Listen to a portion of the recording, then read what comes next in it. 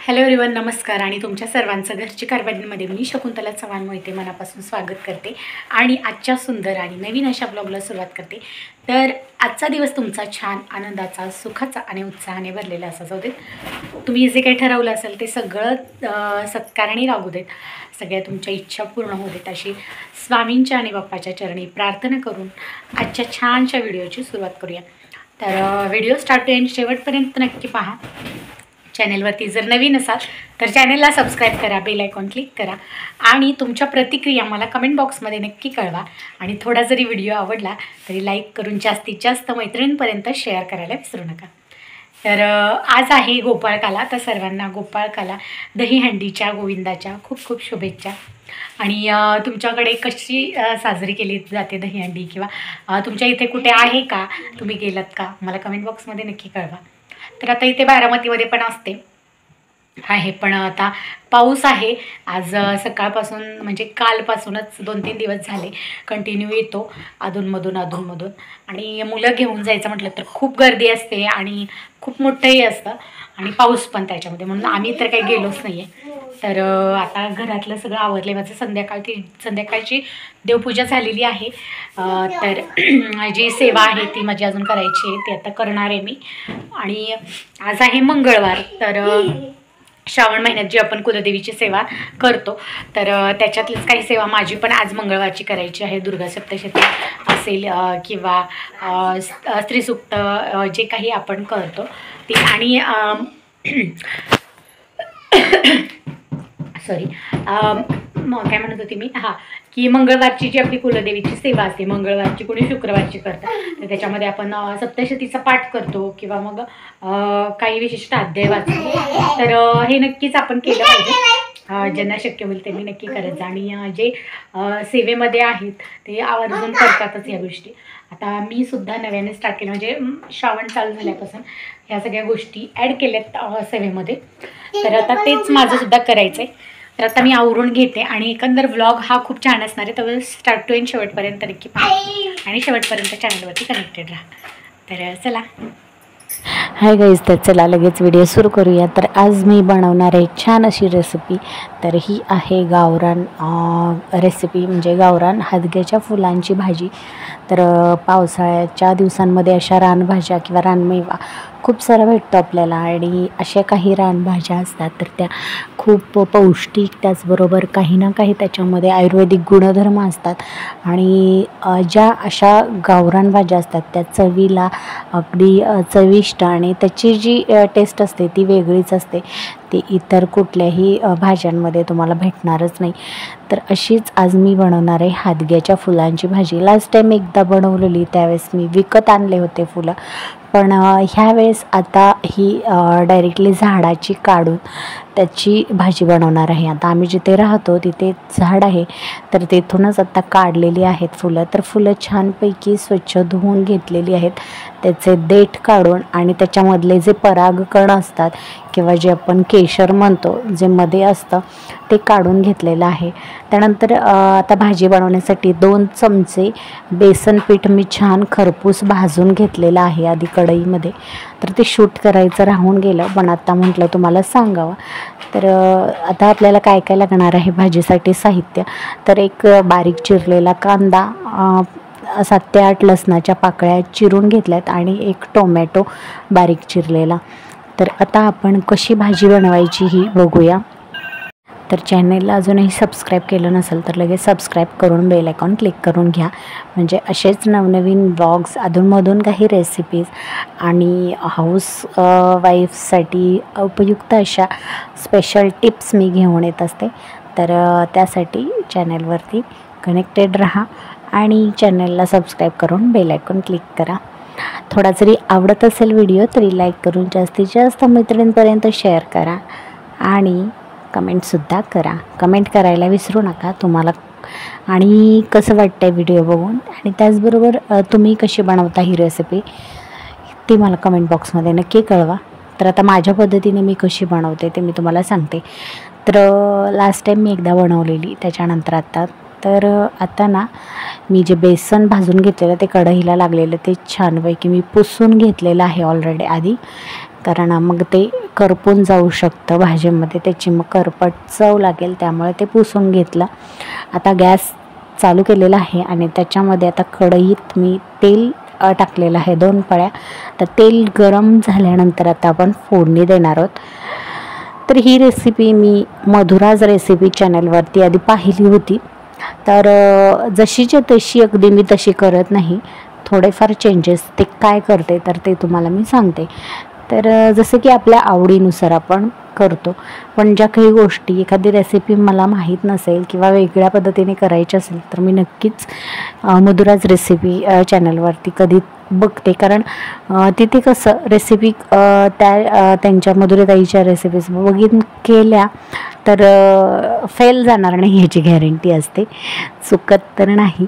आणि थोडीफार इकडे तिकडे कधी झाली तरी आपल्या करण्यामुळे तरीसुद्धा रेसिपी चांगलीच होते एवढी गॅरंटी असते.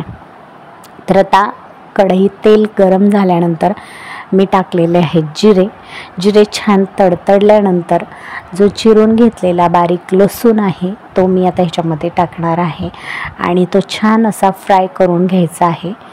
तर ह्यावेळी थोडासा आपला गॅस कमीच ठेवायचा. आता माझ्या या शेगडीचा प्रॉब्लेम आहे, जो मोठा गॅस आहे तो पूर्ण बारीक होत नाही, एकदम बारीक करायला गेलं तर तो विझून जातो. त्यामुळे मी थोडंसं फास्टच आहे जरा गॅस माझा.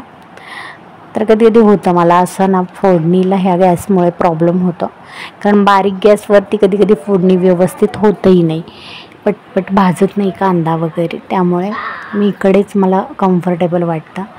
तर आता लसूण छान फ्राय झाल्यानंतर त्याच्यामध्ये मी टाकत आहे कांदा बारीक चिरलेला. तर कांदा छान आपल्याला मऊ होईपर्यंत किंवा लालसर रंग येईपर्यंत भाजून घ्यायचा आहे. कच्चा राहिला नाही पाहिजे, नाहीतर असा तो दाताखाली आपल्या करकर लागतो आणि त्याचा उग्र वास येतो. त्यामुळे छान बारीक गॅसवरती मस्तपैकी त्याला फ्राय करून घ्यायचा आहे.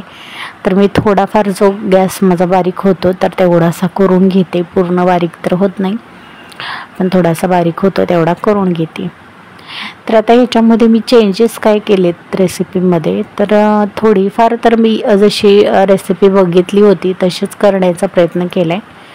पण आता म्हणजे जास्ती रोजच्या जेवणात जास्त अगदी आम्ही हिंग वगैरे वापरत नाही, तर ते काही टाकलं नाही आहे मी. आणि दुसरी गोष्ट म्हणजे की जी हदग्याची फुलं आहेत तर ती मी स्वच्छ करून घेतलेत, देठ आणि त्याचे जे परागकण आहेत ते काढून त्याच्यानंतर धुवून घेतलेत स्वच्छ 2 ते 3 पाण्याने, कारण कधी कधी आळी वगैरे असू शकते त्यामुळे.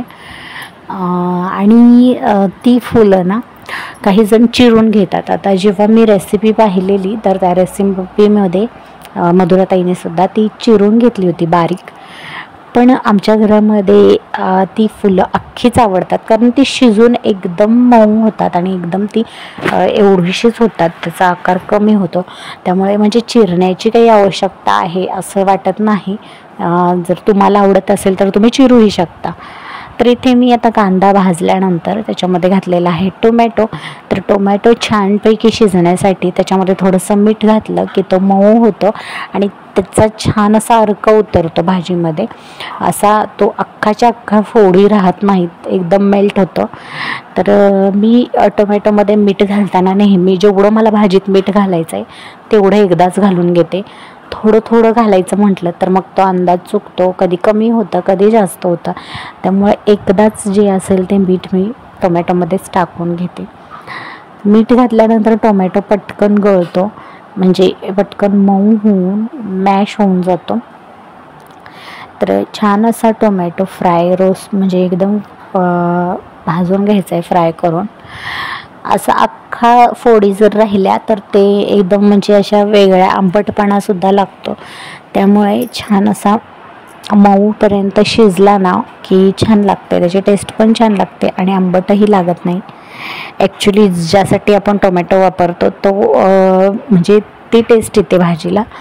त्यामुळे नेहमी मी हे करते. आधी मी असं नुसताच भाजायचे, पण त्याला खूप वेळ लागतो, त्यामुळे मीठ टाकलं की पटकन छान फ्राय होतं. आता ह्याच्यामध्ये आपल्याला टाकायचं आहे या सगळ्या मिश्रणामध्ये हळद. हळद टाकल्यानंतर मग ह्याच्यामध्ये आता टाकणार आहे मी लाल तिखट. तर तुम्हाला हवं असेल तर तुम्ही मिरचीसुद्धा वापरू शकता इथे. तर मी अजून मिरची वापरून केलेली नाही आहे भाजी ही. मी लाल तिखट टाकूनच केलेली आहे, आधी केलेली तेव्हा पण आणि आत्तासुद्धा. तर लाल तिखट हे आमचं फक्त साधं नसतं, कांदा लसूण मसाला असतो. तर तो मी 1 ते 1.5 चमचा टाकलेला आहे. तर तुमच्याप्रमाणे तुमच्या आवडीप्रमाणे तुम्ही टाकू शकता. तुम्हाला जर जास्त तिखट आवडत असेल तर थोडंसं तिखट करू शकता, किंवा मग कमी तिखट हवं असेल तर थोडंसं तिखट कमी टाकू शकता. पण 1-1.5 चमचा पुरेसा होतो, कारण भाजी जी आहे ती शिजून अगदी थोडीशीच होणार आहे. तरी बघा, ही अख्खी फुलं असल्यामुळे आहे अशी मोठी दिसत आहेत. तर आता शिजल्यानंतर तुम्हाला कळेल ती किती बारीक होणार आहे. तर आणि ह्याच्यामध्ये आपण अजिबात पाणी वापरणार नाही आहोत. एकदम विदाऊट पाणी, म्हणजे पाण्याचा एकही थेंब न वापरता आपण ही भाजी शिजवणार आहोत. आणि तुम्हाला कळेलच की कशी होते भाजी. तर आता हे सगळं मिश्रण छानपैकी कोट करून घ्यायचं आहे फुलांना.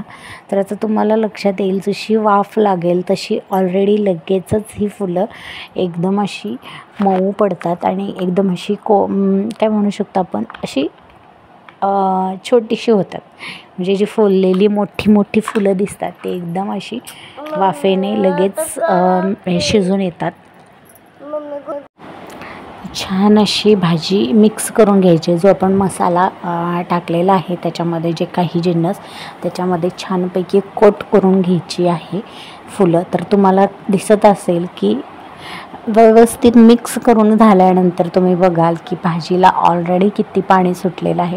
त्यामुळे ह्या भाजीमध्ये पाणी घालण्याची आवश्यकता नाही. फक्त तुम्ही झाकण ठेवून वाफ काढली तरी ही पटकन शिजून जाते. तर आता मी सुद्धा तेच करणार आहे. छान असं पाणी बघा किती सुटलेलं आहे भाजीला. तर आता मस्तपैकी तिला एकदा अशी हलवून घेऊन त्याच्यावरती मी आता झाकण ठेवले आणि एक 5 ते 10 मिनटं छान अशी बारीक गॅसवरती वाफ काढायची आहे. गॅस फास्ट नाही करायचं, नाहीतर ते पाणी जे आहे ते पटकन त्याच्यातलं हे होऊन जातं, म्हणजे मॉइश्चर निघून जातं आणि ती भाजी खाली लागण्याची शक्यता आहे. त्यामुळे बारीक गॅसवर मी आता 5 ते 10 मिनटं वाफ काढून घेतली आणि पुन्हा चेक केलं तर अजूनही ह्याच्यामध्ये बघा बरंच पाणी आहे. तर आता ही छान अशी हलवून घेणार आहे व्यवस्थित फ्राय करून, म्हणजे जी खालची बाजू असते ती चिकटण्याची शक्यता असते. त्यामुळे छान अशी हलवून घ्यायची आहे. आणि आता ह्याच्यामध्ये ही थोडीफार आता म्हणजे शिजलेलीच आहे. तर आता ह्याच्यामध्ये जे आपण भाजून घेतलेलं 2 चमचे बेसनाचं पीठ होतं तर ते छानपैकी भाजीमध्ये घालून मिक्स करून घ्यायचं आहे.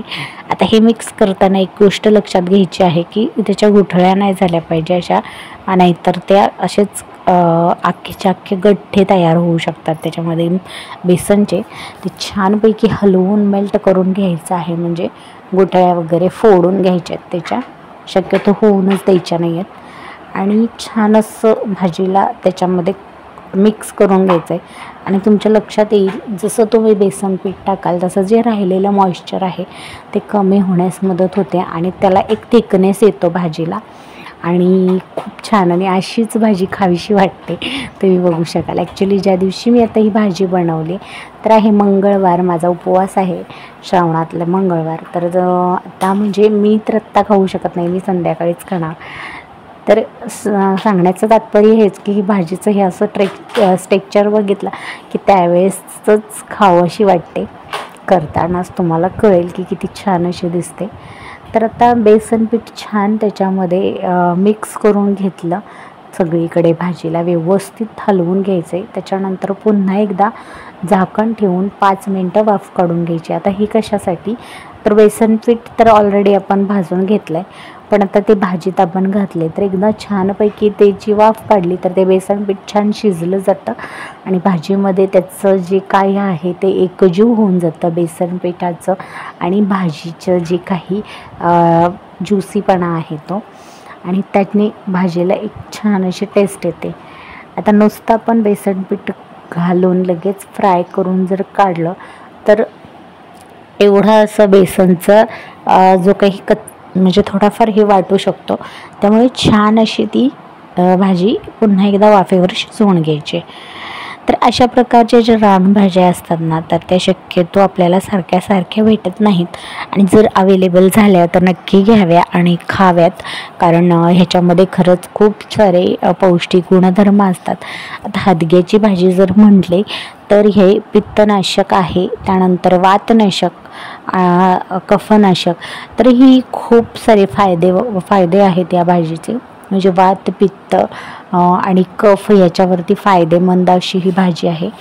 तर आणि टेस्टसुद्धा छान लागते. जर तुम्ही ताजी फुलं जर झाडाची काढून भाजी केलीत ना, तर तुम्हाला जाणवेल की कडवटपणासुद्धा अजिबात जाणवत नाही. आता ह्याच्यामध्ये मी पहिल्यांदा केलेली तेव्हा थोडीशी तुरट लागत होती भाजी, पण ही जी भाजी मी झाडांवरून काढून फुलं लगेच केली ना, म्हणजे रात्री काढली आणि दुसऱ्या दिवशी सकाळी, तर अजिबात कडवट किंवा तुरटपणा जाणवलंच नाही भाजीमध्ये. खूप छान टेस्ट आणि खूप छान लागत होती. तर अशा प्रकारे तुम्ही ही आरोग्यदायी आणि पौष्टिक अशी रानमेव्याची हदग्याची भाजी नक्की ट्राय करून पहा. तर कशी वाटली आजची रेसिपी नक्की सांगा मला कमेंट बॉक्समध्ये, आणि तुम्ही कोणते वेगळ्या पद्धतीने करत असाल तर ते सुद्धा नक्की मला कमेंट बॉक्समध्ये कळवा. मी तशी नक्कीच ट्राय करेन. आणि लाईक, शेअर आणि चॅनलला सबस्क्राईब करा. अरे गाईज, ते बघा आज पाऊस पडला आहे आणि पाऊस म्हणजे आज 2-3 दिवस झाला सारखा पडतो. आज उघडला आहे आता जस्ट थोडासा पडून, आणि किती छान असं इंद्रधनुष्य आले आणि इतकी छान कमान, इतकी मोठी, तर तुम्हाला दिसत असेल थोडी, तर कॅमेरामध्ये बसत पण नाही आहे, इतकी मोठी कमान आणि पूर्ण डार्क, छान असं दृश्य. तर गाईज नंतर संध्याकाळी मला काही शूट नाही करता आलं दुपारनंतर, पण संध्याकाळी पाऊस पडून गेल्यानंतर ही छान असं दृश्य मी कॅमेरामध्ये कैद केलं, जे तुमच्यासोबत शेअर करते. कसं वाटते ते मला कमेंट बॉक्समध्ये नक्की कळवा, कारण लहानपणी ह्या गोष्टींचं खूप अप्रूप वाटायचं. भेटूया लवकरच उद्याच्या नवीन ब्लॉगमध्ये नवीन व्हिडिओसह. तोपर्यंत सर्वांना बाय बाय, श्री स्वामी समर्थ, आणि असेच चॅनलवरती कनेक्टेड राहा. बाय बाय, भेटू लवकरच.